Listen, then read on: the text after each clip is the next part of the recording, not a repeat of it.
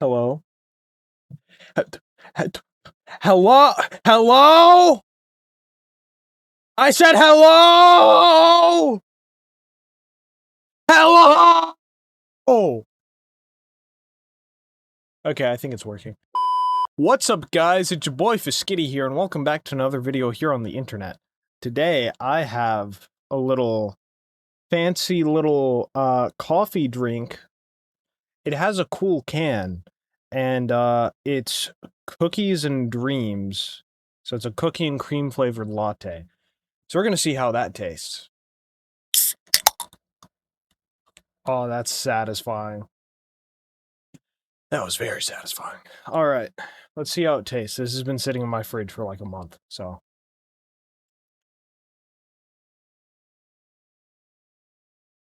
You know, honestly, that's sweeter than I expected. It tastes about like the Java Monsters. Tiny bit more like Oreo wafer flavor, if that makes sense. But anyway, so I still haven't got my mods fixed, so I don't really, we can't really do a, time lapse, unfortunately. But I'm thinking for this video, I want to do, I hate it, but it's probably gonna be a little more outlining, like the frame here. And also, I got my zoom back, but it doesn't work in the third person, which is really upsetting. But, yeah, so I'm thinking I want to do some more with this stuff. This is so weird. I don't like this zoom. One of the big things with faeschellin is vertical space. So, one of the big things that I find really interesting about cyberpunk is the how vertical things, how vertical the space can get. And I feel like that's something that's not really in fantasy because it's not very typical for, like, thinking of historic medieval Europe, kind of Eurocentric setting. And, I want to kind of blend. One of the big things with faeschellin is kind of blending that with some, like, kind of dystopian cyberpunk slash, like, kind of Japanese, historical Japanese influence. And so I'm thinking we've got a lot here, in the way of verticality. The only thing really, I still really don't like this. The only thing really that's like particularly vertical are those two buildings over there. But I'm thinking I want to make like a building that's vertical in front of this to kind of balance it off, but that acts as kind of like a platform, like a not not not a natural like a manufactured hill, sort of like. And so there can be a path kind of behind some of these that leads up to it. And that way it's like, it's like, how do I explain it?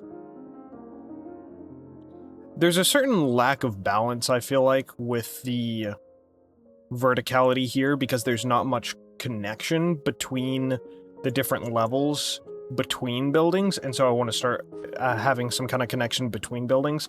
And I think part of where that starts is having like a building over here kind of on this side that's a little more flat, but that you can kind of go up onto. And yeah, we'll see how it works. I have some more ideas, but honestly, it's probably better to just try and work on them than to go through my laborious explanations of what I'm trying to do. I'm gonna have to keep this can and use it for something. Maybe like a pencil holder or something, I don't know yet. But something I'm thinking too, so for one, I think we're gonna be putting this on hold for now. We may finish, I want to work on some other stuff, and frankly, I've been kind of busy, so we're gonna put that on hold for a little bit. And then I also, something I want to do is I want to get trees up in this area. But yeah, one of the big things with faeschellin, with this like kind of pseudo cyberpunk medieval style, is nature.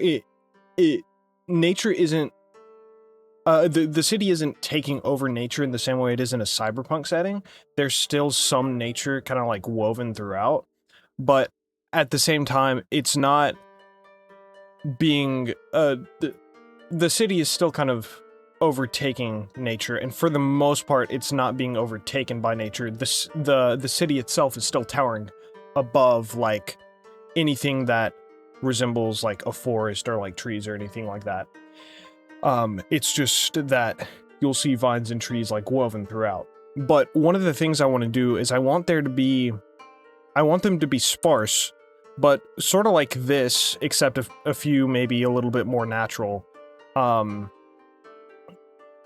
want there to be trees that feel bigger than the city itself, or at least bigger than the towers in the city. That didn't help.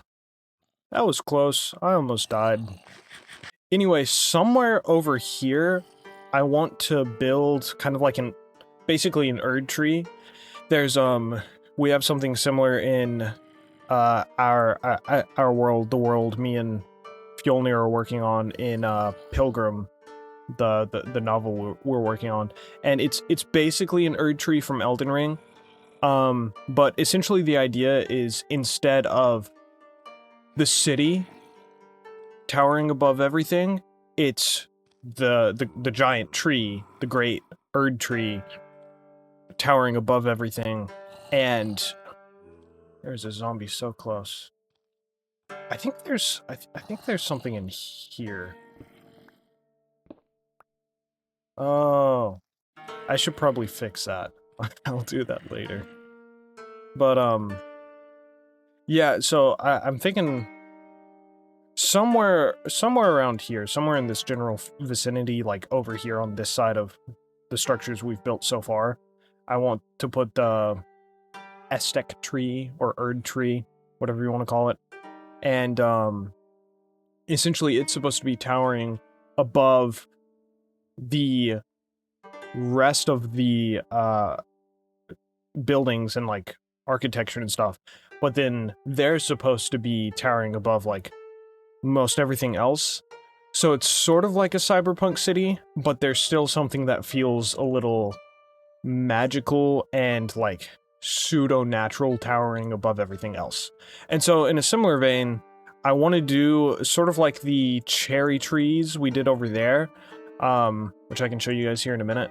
Sort of like that, I want to do some of those, except not just the like gold and cherry blossom trees, also just some like actual natural green. Like this tree right here, but natural colors, and then some of these sorts of trees kind of placed throughout the city. And honestly, maybe this like pattern, but in this kind of shape, more organic kind of shape, kind of growing into the buildings. And something I'm thinking too, there's a so the elves in our world are a lot more like the fairy tale elves, like Grimm's fairy tale, but they're kind of between that and Spiderwick Chronicles elves. But anyway, it's there's this thing with the elves in most fantasy where it's like the architecture is organic and it's kind of growing along with the trees. And so something I want to do, something I'm thinking about kind of doing with that, is having some of that in the city. And so there's a part of the city where nature is, and like organic matter is far more prevalent in the faeschellin, the fantasy city that I'm kind of trying to work on. We're kind of trying to work on. And it's essentially where humans would get rid of nature because it damages structural integrity of architecture and stuff. In this fictional world, in this style of city, the Fae maintain the architecture while also maintaining the greenery and stuff so it can continue to grow.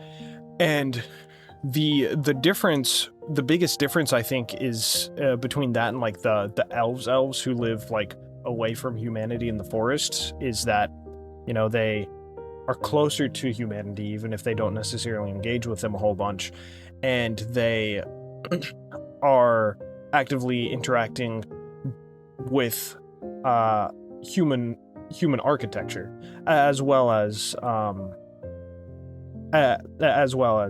organic matter. But I'm thinking maybe there can be parts of the city where there are more trees kind of overtaking the architecture, and it's a little more like oh, nature's kind of reclaimed this part of the city, and there's still some architecture, but the Fae don't care enough about the architecture to keep it from kind of overtaking, to keep the vines and the trees and everything from overtaking it. And so there are like some giant trees kind of like this. There's maybe more like a forest in the middle of the city that just kind of like doesn't really make sense, but it's like, oh, it's kind of been abandoned by humans and reclaimed by nature in a sense. Which, speaking of, I feel a little bad.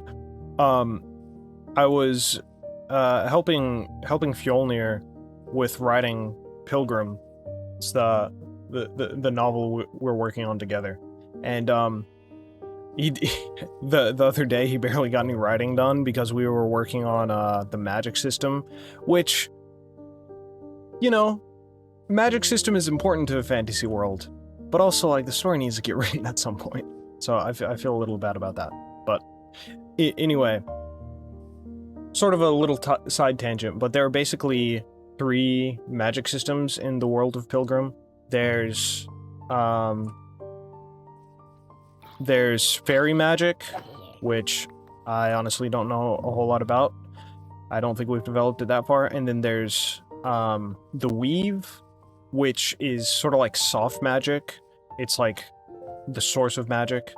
And then there's Ygritte, which honestly, basically like Nin from Hunter x Hunter, but it's a little more flavored, and I think it's or specifically a little more fantasy flavored.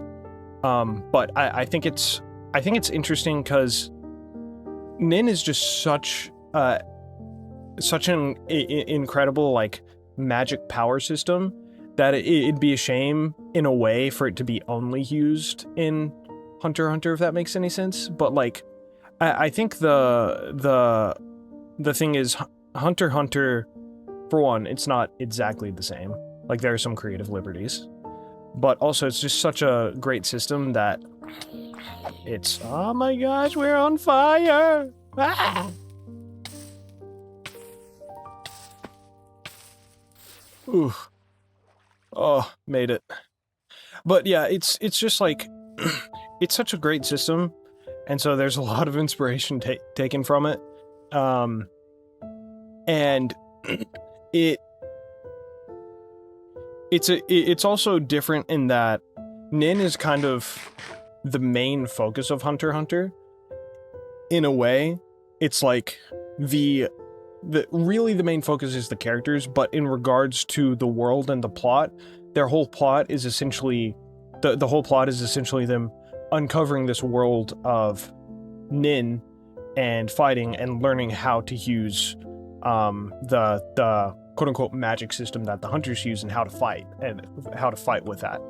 And so the difference, I think, aside from a very clear fantasy flavor, is that it's not kind of the forefront. It just uses an already established system, alters it enough to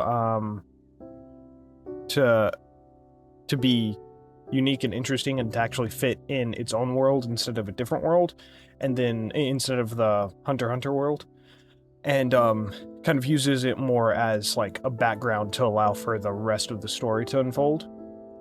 I don't know if that's gonna be controversial at all when the book comes out, if it gets any attention, you know.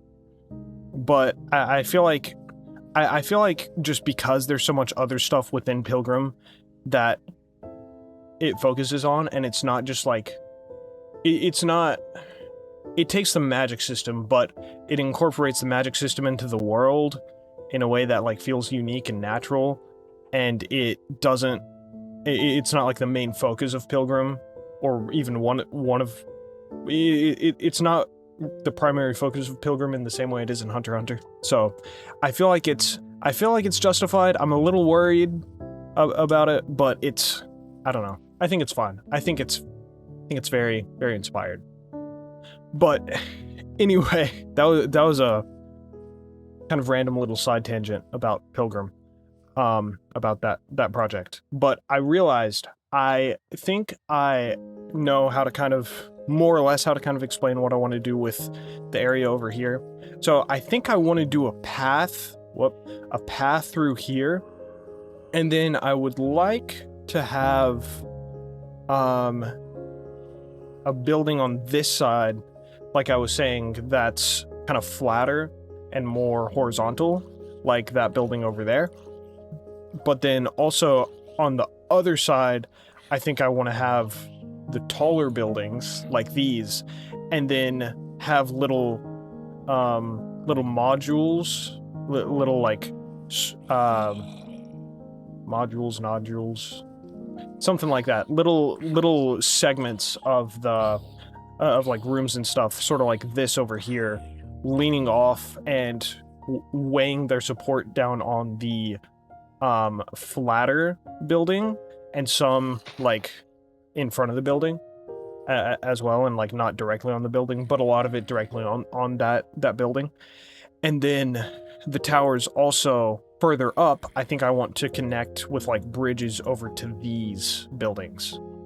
So probably, because I've been pretty busy, so I'm getting started on this video a little late, and we can't do time lapses anyway, unfortunately. So probably, at least not right now. So probably I'm just going to work on a path for a little bit, make like an outline for the structures on the other side, like a frame for the buildings on the other side, and then that probably I'll show you guys some of that, and that'll probably wrap up the video. So anyway, I'm gonna get on with that. Daggum, I was talking so much. I got in a flow state of ranting. Love that. Hello there. So I've got several massive frameworks out. So we've got this building we're on right now, which is probably the largest building, and then, well, definitely the tallest. And then we've got one over there. I think I'm gonna make this one taller, but essentially my idea, which I'm realizing might be a little difficult to do on this because I have the bridges and everything, but I essentially want these sort of like bridges right here, kind of indoor bridges that lead between buildings. And I want also, I think I want to have some more like lanterns and stuff now that I think about it, and vines and everything hanging between the buildings. But we have the bridges. The idea essentially is same like I was talking about earlier, kind of having sort of like these bridges, but like buildings. We can branch it. There we go. Buildings branching off from the main buildings, little like pods branching off from the main buildings. And I was initially thinking about having this horizontal building over here as kind of a vertical, sorry, not vertical, as kind of like a way to raise the ground. And so having the roof be like a terrace and having like some grass and stuff on top of it. But now I'm thinking we may just do like thatch and stuff, and have kind of, instead of like in Cyberpunk where they have all like the old I can't remember what it's called, but the like wrinkly sheet metal that is on like old shacks and stuff. Instead of having that, I'm thinking of doing thatch, the straw that people build on, or that's built on like medieval houses. And I'm thinking the idea is kind of that this is an old building right here, and this new building is kind of haphazardly stacked on top of it. So that's kind of the idea there. I really do feel like we're going to be able to get a lot more verticality with this, which I really like. I'm trying to figure out how to kind of balance some of the stuff, some of the, like, I don't know if this kind of makes sense, but like the visual spatial weight of the buildings. Like I started one over there, and I want to have it kind of branching off over this section, so that it feels less empty in that space up in the sky. But anyway, I'm pretty satisfied with the framework we have so far. We may need to work on some ways to fill it up even more, have some like dangling lanterns and stuff, all that jazz. But anyway, yeah, I guess that's all I have. I need to figure out what the song of the video is. Frou-Frou foxes in Midsummer fires. That's a mouthful. All right. Song of the video is Frou-Frou foxes in Midsummer fires by Cocteau twins.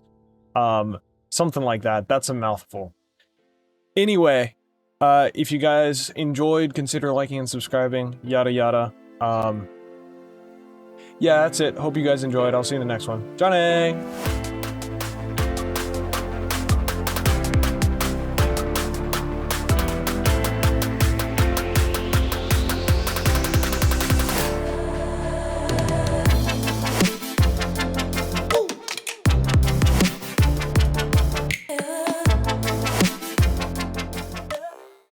She is like a giraffe!